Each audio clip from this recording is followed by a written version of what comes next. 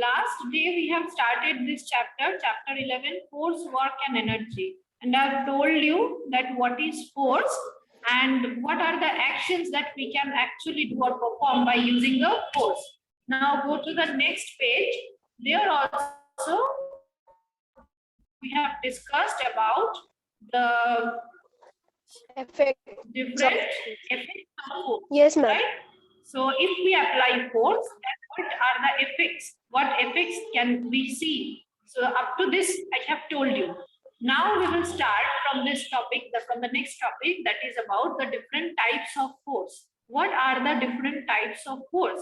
So there are different types of forces, but the first of all, as you can see, it is written here, that is the frictional force. So just have a look overall that total how many different types of forces are there. The frictional force, the gravitational force, the muscular force,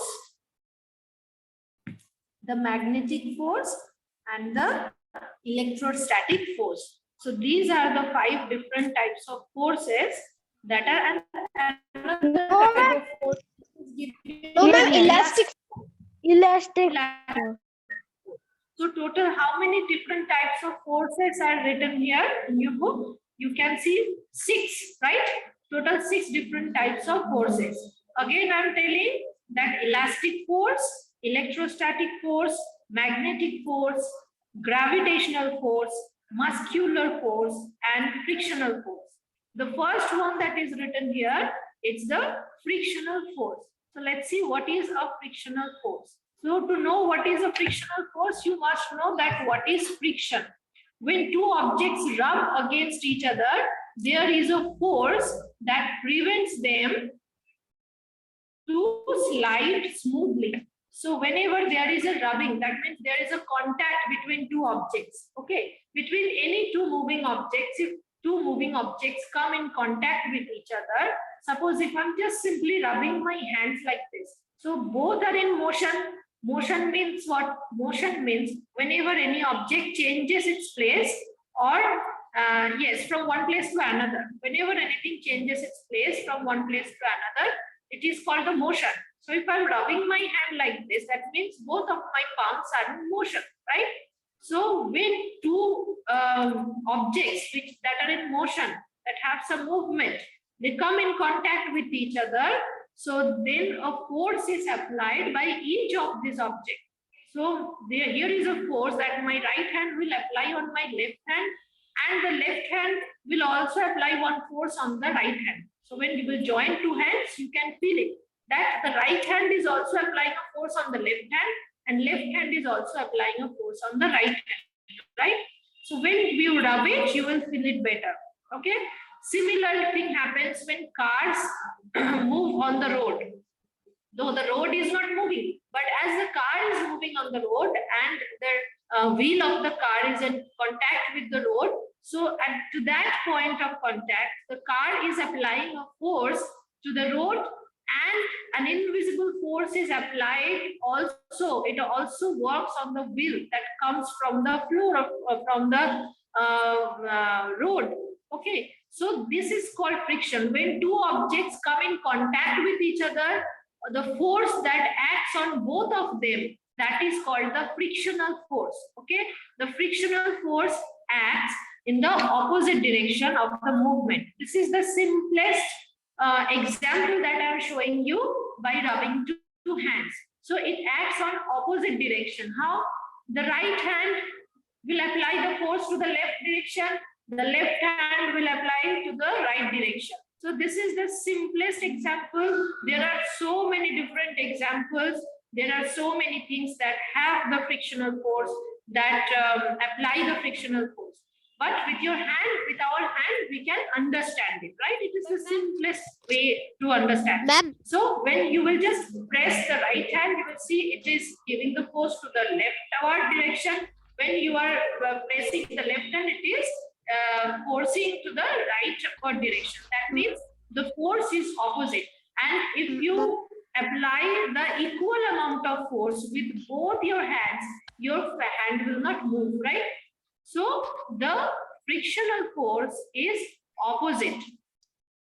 Ma'am, can I say Direction to something? movement. Yes. Yes, ma'am. Frictional force will only work when, ma'am, like our right hand is going upwards there. After that, our left hand is going downwards, ma'am. Then only it will move. Yes. Or When else it any will not. one object will be in movement, it will be in motion. Okay, when it will move, then it doesn't really need it. It is not needed for the frictional force that both of the objects should move. If only one object moves, that will also work. But movement is needed either by both of the on the road, the cars.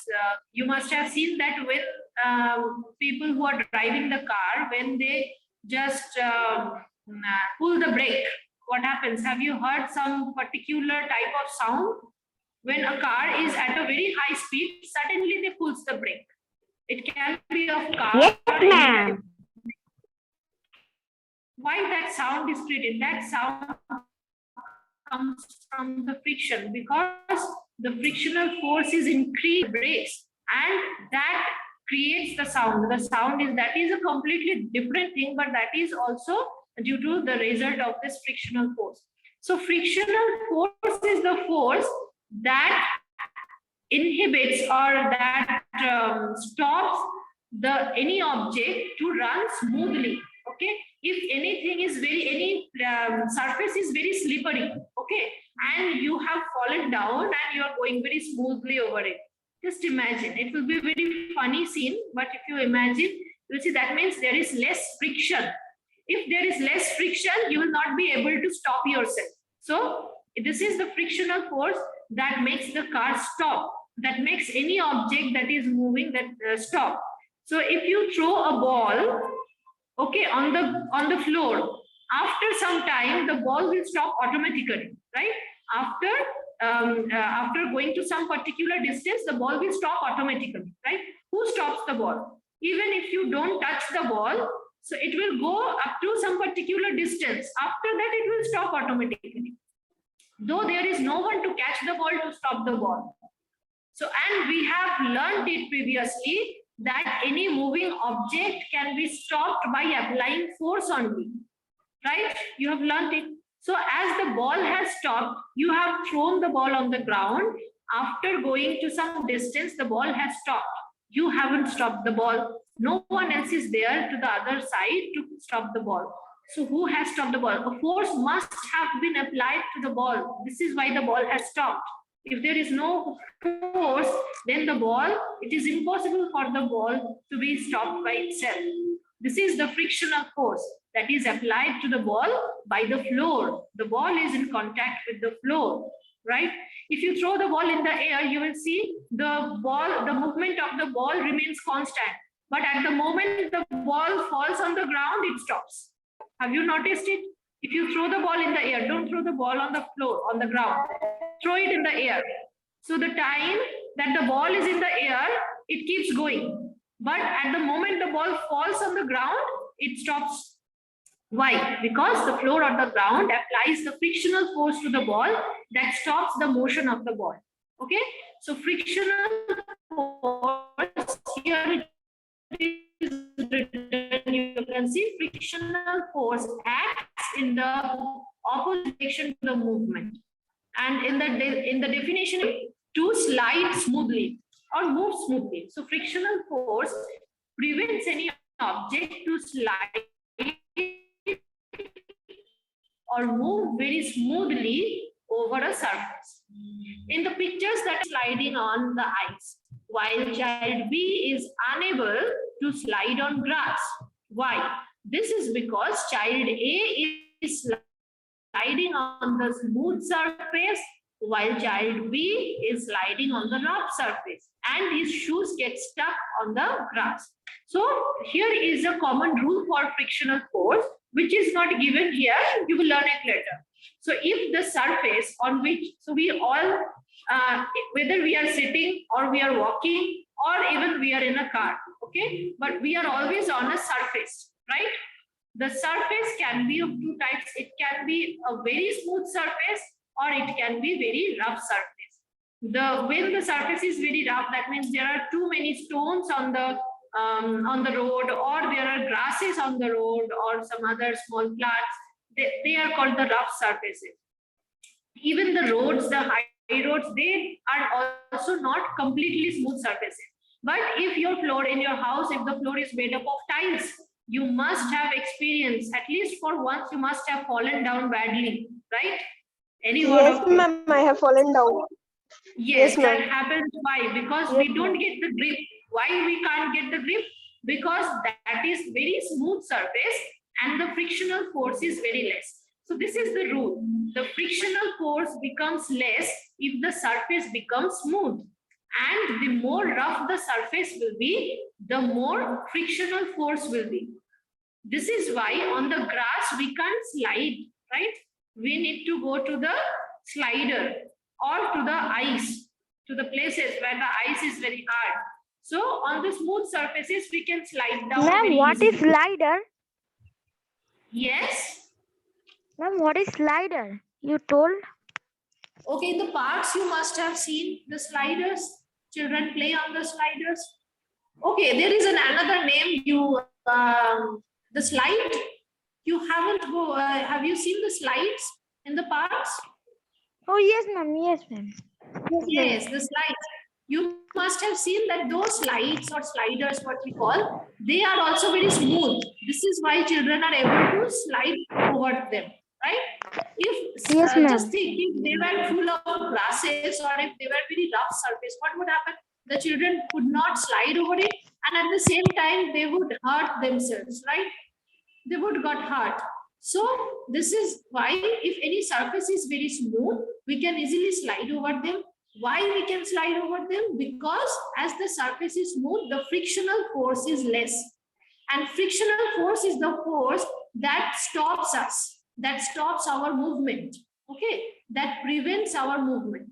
So if frictional force, if the surface is smooth, frictional force will be less, so nothing will be there to stop us. So we will directly fall or slide over very smoothly. But imagine of a ground that is completely covered with grass.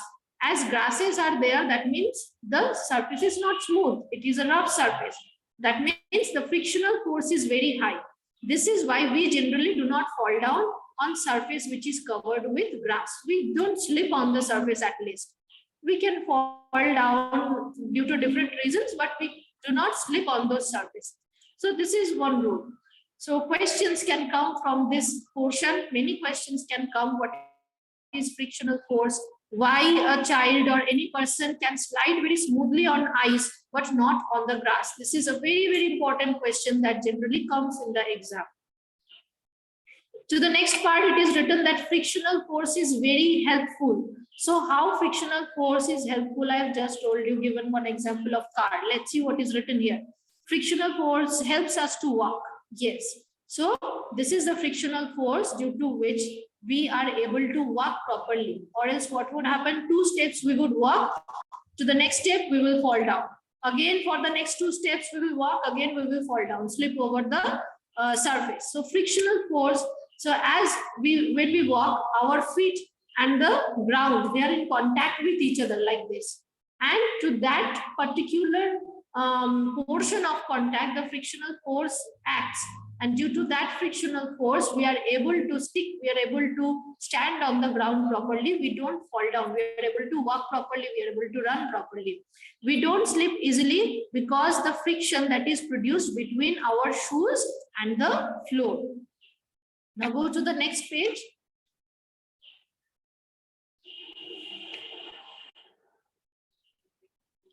When we ride a bicycle, the friction produced between the tires and the road, it helps you not to skid off. Okay, here I have some interesting thing to tell you. You must have seen that nowadays most of the bicycles, especially the kids' bicycles, they have tires that have many grooves, right? The tires are not completely plain, right? If you see that the bicycle of some elderly person, the tires are not grooved or they are not broken into different parts, right? But the elderly persons, the cycles of the elderly persons, they are completely flat. That is circular. The surface is flat. The surface of the tire is flat. But for the kids, the cycles that are available, you must have seen that the tires are very much grooved. Okay. Why is it like this? Because kids have they don't know how to control the bicycle. They are learning how to ride it or how to drive it properly. So they don't know how to control the speed. So this is why the surface of the tires are not smooth. If the surface of the tires are very smooth, it will be very tough for the child who is just learning how to ride the bicycle. It will be very tough for them to stop the bicycle because there will be less frictional force if the surface of the tire is smooth. Okay, I'm drawing something so that you can understand. See, some tires are like this. Yes, ma'am. Spikes are present. That means the surface of the tire is made rough so that the frictional force becomes maximum. The more smooth the surface will be, the less will be the frictional force. For kids' bicycles, nowadays these types of tires are very much available. But most of the elderly person's bicycle, you will notice the tires are simply smooth. They are simply like this. Very smooth surfaces they have. Because they know to control the bicycle. Know how to control it, and their legs can also reach the ground very easily, so they will not fall down very easily. So this is why the tires are also made rough. And in case of some vehicles also where the speed is very high, the tires are made in this way so that if the surface of the tire is rough, so it will create much more frictional force. It will be easier to stop the vehicle. So this is how the frictional force helps us.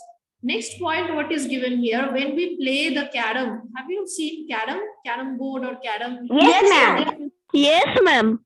So play the carom, sprayed powder. Have you noticed that the people who play carom sprayed powder? Yes, ma'am.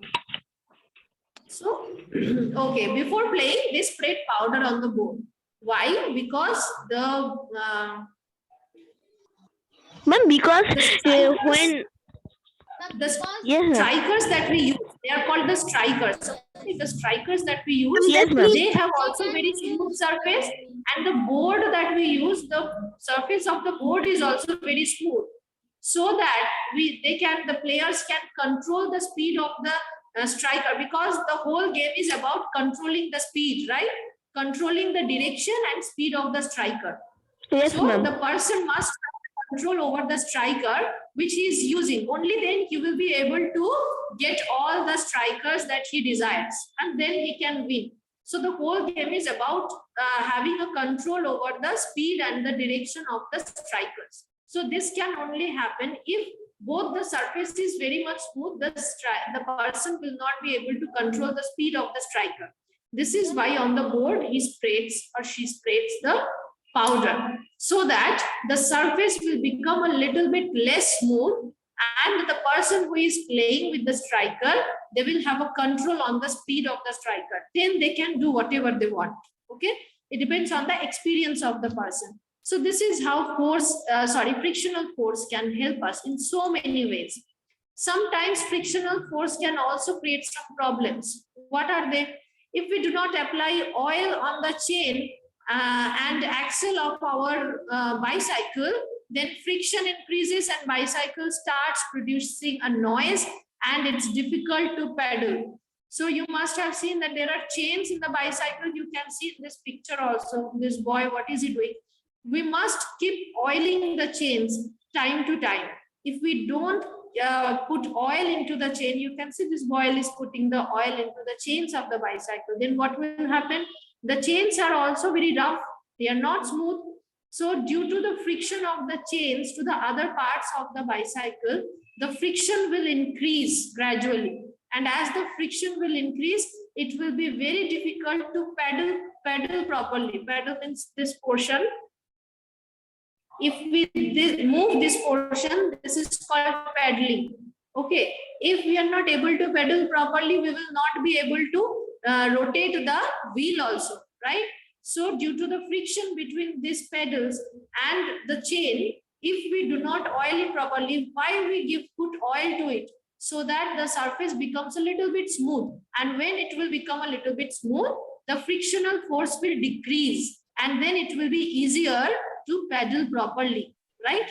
So this is one disadvantage of friction, because if the friction increases here, it will stop the pedal.